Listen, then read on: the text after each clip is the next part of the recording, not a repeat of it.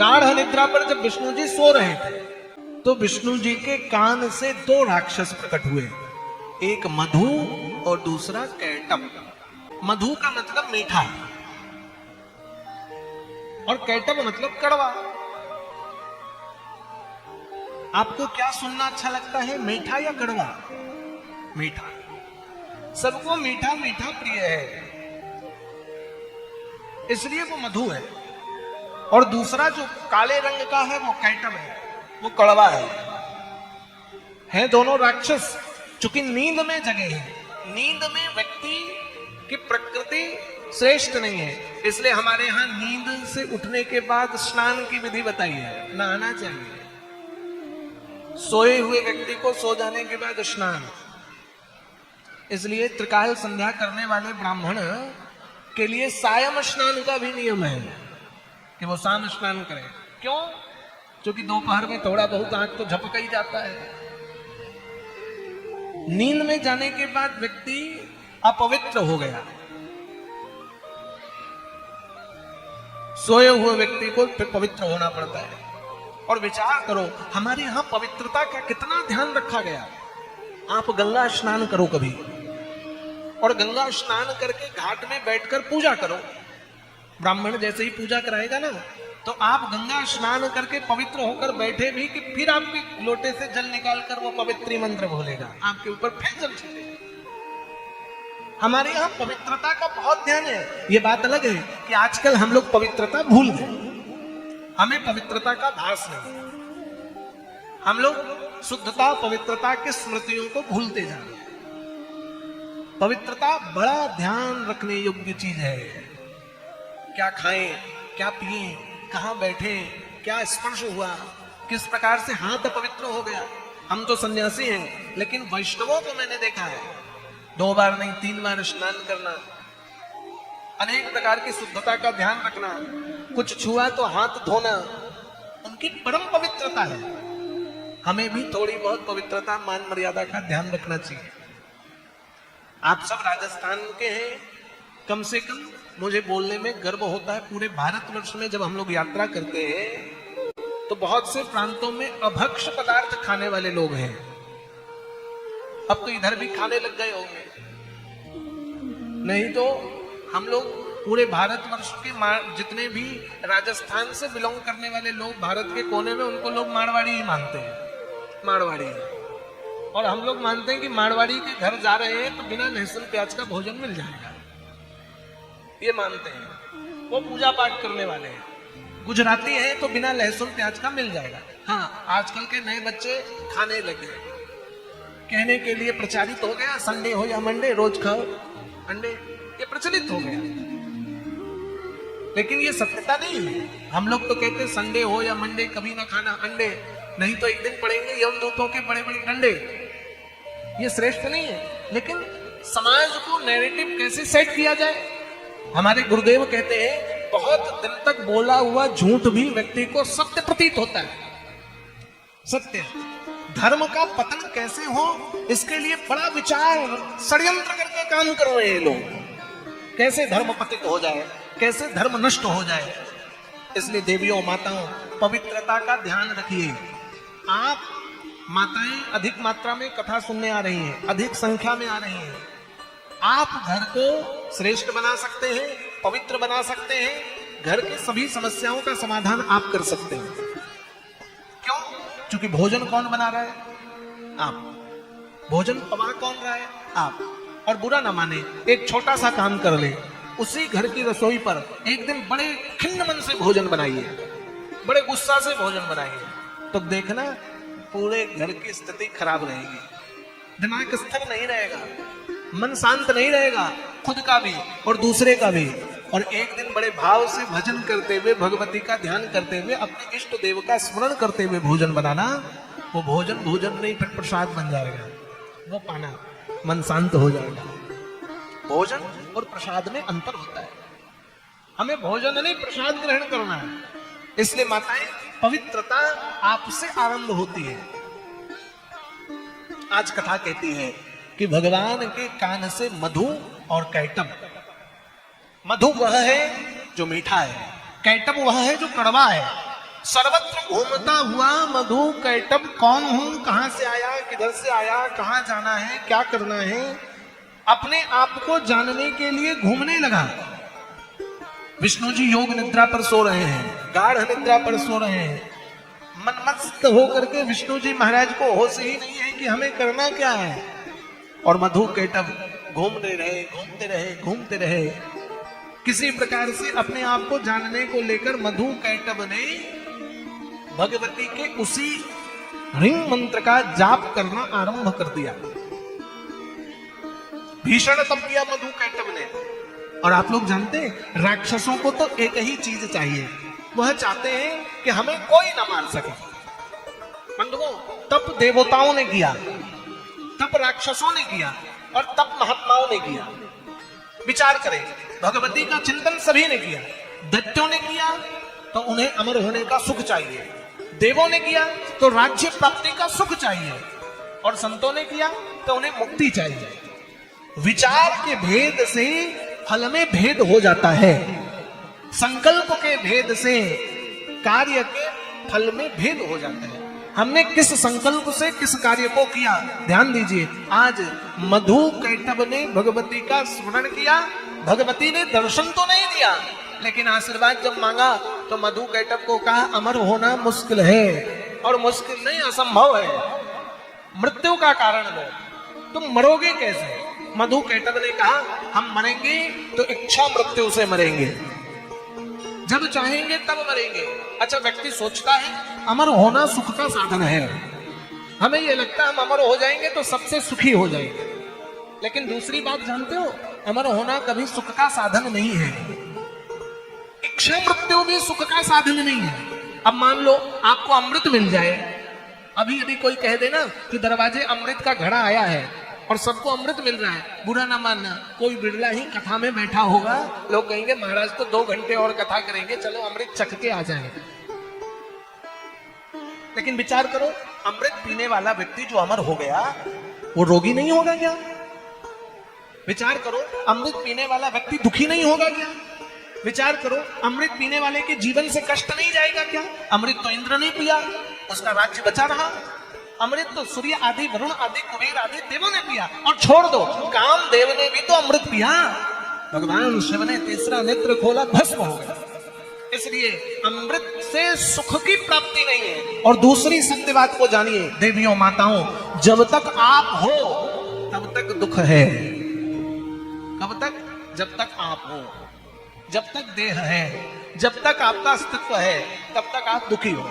जब आपने अपने आप को समाप्त कर लिया, हम नहीं है, जीते जीते भी, जीते हुए भी आपने अपने आप को समर्पित कर दिया, आपसे नहीं भगवती से है, उस दिन देखना आप प्रसन्न हो जाओगे। आए हुए दुख में भी आपको सुख दिखाई देगा, आई हुई समस्या में भी आप प्रसन्न रह जाओगे। लोग प्रसन्न होना चाहते हैं, खुश होना चाहते हैं, लेकिन प्रसन्नता स्वयं से प्रकट है और दुख भी व्यक्ति के स्वयं से ही प्रकट है। आज मधु कैटब को भगवती ने आशीर्वाद दिया, आपका वध आपकी इच्छा अनुसार होगा, कोई तुम्हें परास्त नहीं कर पाएगा, जब चाहोगे तब मरोगे। मधु कैटब को लगा हम तो कभी मरेंगे ही नहीं, लेकिन ये भूल गए वो भगवती ही मति है, वो भगवती विद्या है। वही भगवती जब हो जाती है विद्या की स्थिरता से वही ऋतंभरा बन जाती है। आज मधु कैटब ने सब कुछ जीता, देवों को जीत लिया, तीनों लोगों को जीत लिया। ब्रह्मा जी घबरा गए और ब्रह्मा जी को लगा मेरा ब्रह्मलोक न चला जाए। इस भय के कारण ब्रह्मा जी भागते भागते विष्णु जी के पास आए तो देखा स्वयं विष्णु जी माया के प्रभाव से लिप्त होकर सो रहे हैं।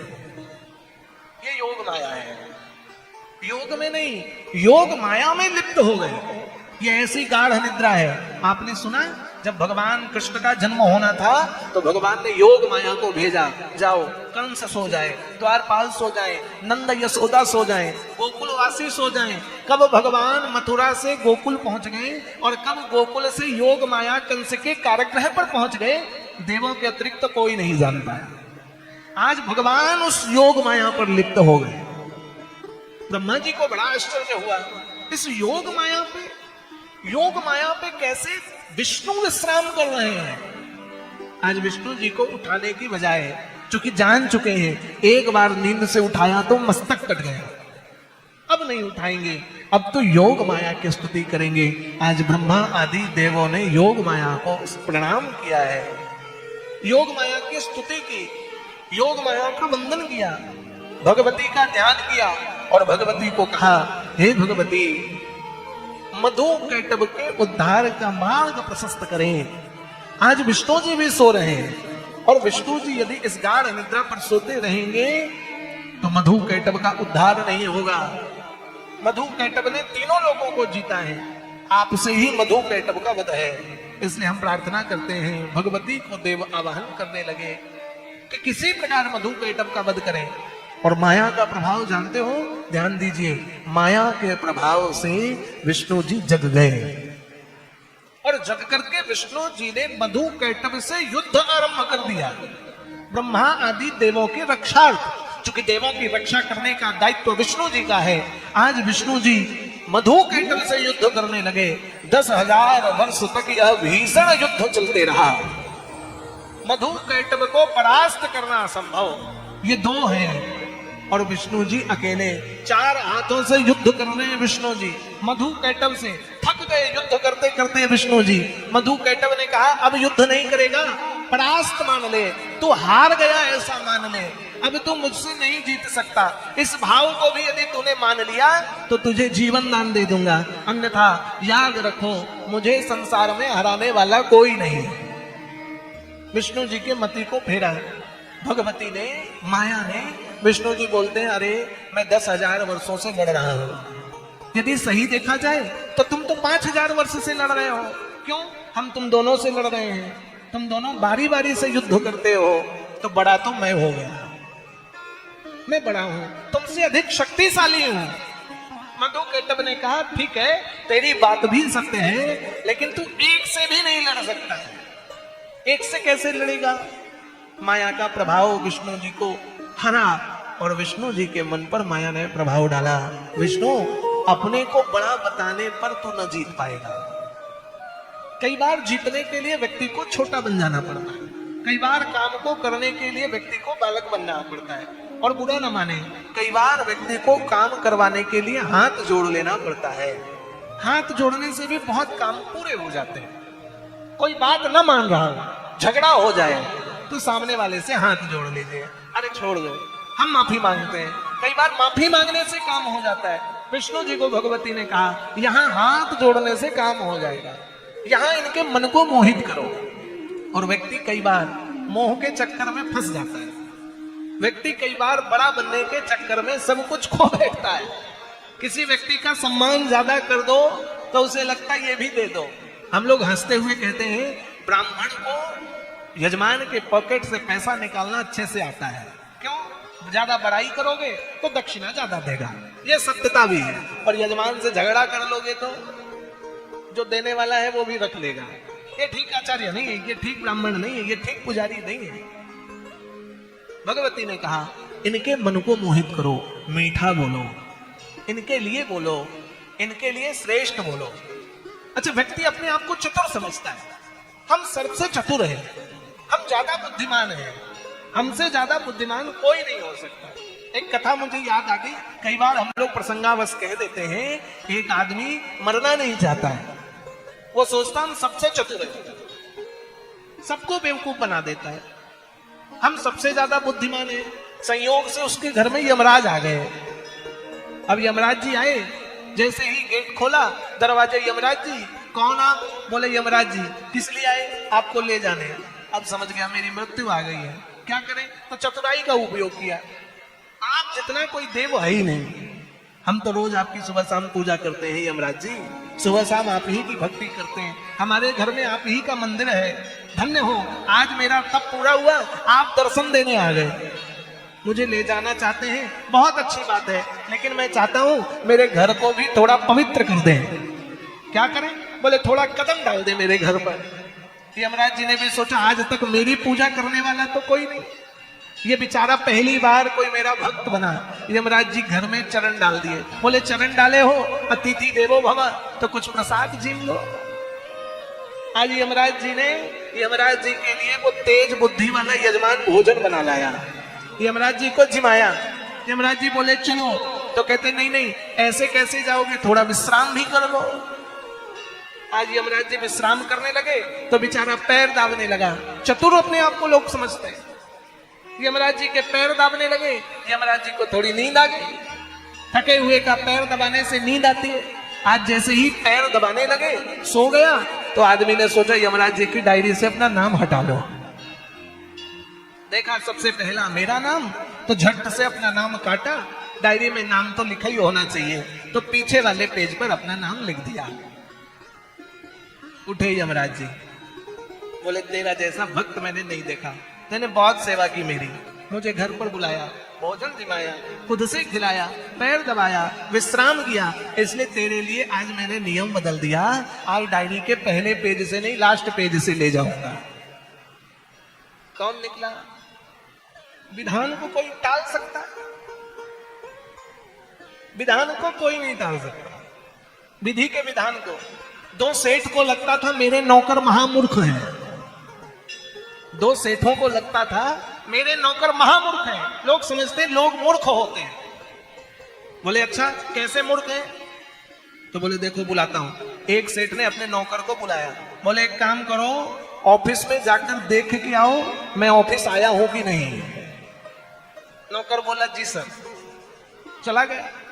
सेठ बोला देखा कितना मूर्ख है, मैं यहां बैठा हूं ऑफिस में कहां जाऊंगा। वो भी जी सर करके चला गया। दूसरे ने बोला अरे इतना ही नहीं, मेरा नौकर तो और बड़ा मूर्ख है। बोले कैसे? बोले देखो। दूसरे को बुलाया, बोले सुनो घर में जाकर पता करके आओ मैं जिंदा हूं कि मर गया हूं। वो भी बोला जी सर और चला गया। ये दोनों आपस में कहे देखो हमारे नौकर कितने मूर्ख हैं।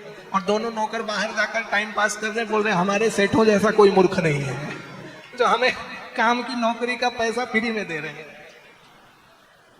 तो दुनिया दूसरे को मूर्ख समझती है, लेकिन वास्तविकता है वह स्वयं मूर्ख है। आज भगवती ने कहा मधु कैटभ का वध स्वयं होगा तब जब उनके मति का हरण हो जाए। उन्हें विजय में श्रेष्ठता का अभिमान करो, उनकी जय जयकार करो। और आज विष्णु भगवान कहते हैं आप जैसा सौम्य कोई नहीं है, आप जैसा बलवान कोई नहीं है, आप जैसा सामर्थ्यशाली कोई नहीं है, आप जैसा बल को रखने वाला हमने अभी तक नहीं देखा। आप में कितनी शक्ति है। आपने तीनों लोगों को जीत लिया। 10,000 साल से मेरे से युद्ध कर रहे हैं। और जानते हो भगवती ने मधु और कैटभ को ऐसा मोहित किया कि मधु कैटभ के सामने भगवती सुंदर स्त्री बनकर प्रकट हो गई। अब सुंदर स्त्री के सामने मधु कैटभ का जय जयकार हो रहा है।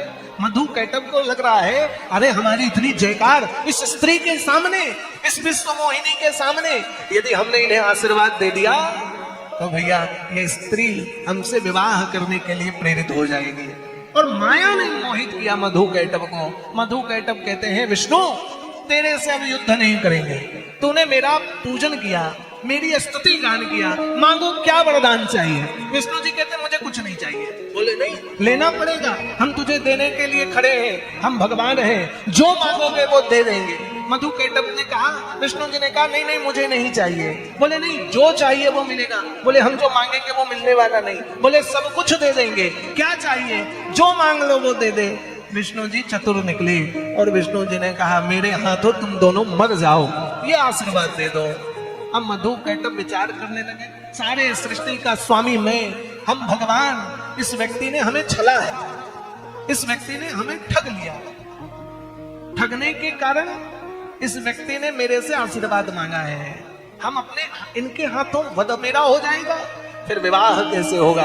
बोले कोई बात नहीं विष्णु, यदि तेरे हाथों मेरा वध होना है तो ठीक है, लेकिन उसके पीछे भी शर्त है।